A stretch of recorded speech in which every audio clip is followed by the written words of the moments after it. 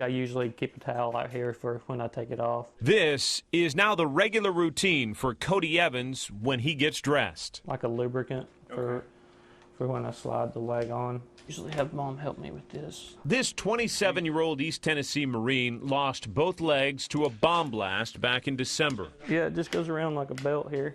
4 months into his recovery, Cody takes us through the 5 minutes or so it takes to attach both his prosthetic legs so he can stand. That's my legs. Cody is living with his mom on the campus of Walter Reed Hospital outside Washington, D.C.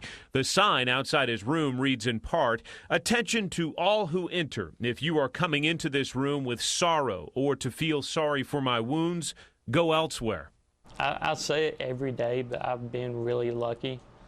I know it doesn't seem that way, but there's guys here that have gone through a lot worse than I have.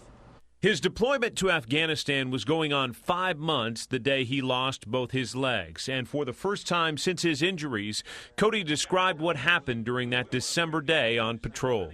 We had a dog with us, and so I had him up ahead of me, and he managed to dodge hitting it somehow.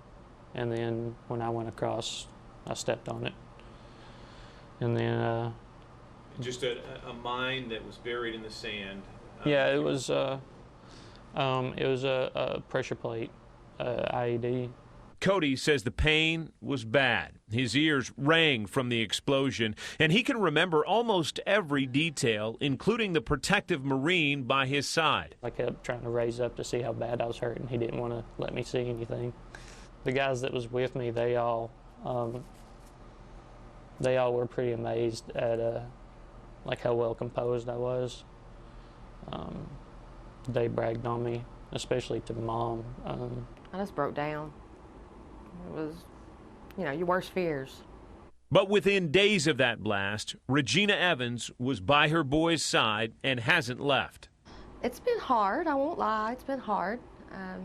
Seeing your child have to go through all this, it's one of the hardest things you have to go through. I love him more than anything in the world, and there's no other place I'd be except here by his side.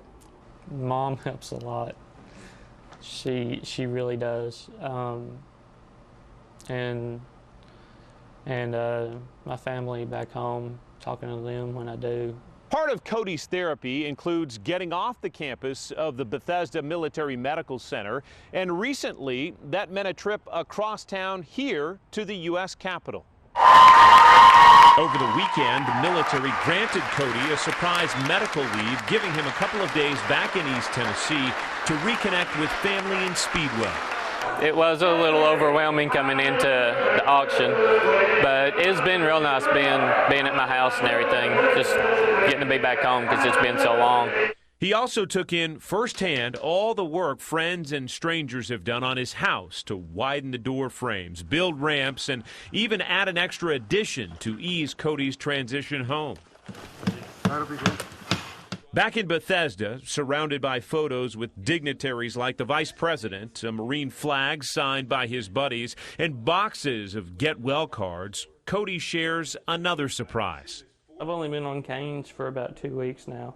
I've always known that he was strong, but I never knew how strong. He's a very strong young man. For the first time, we see Cody Evans on his new legs and walking.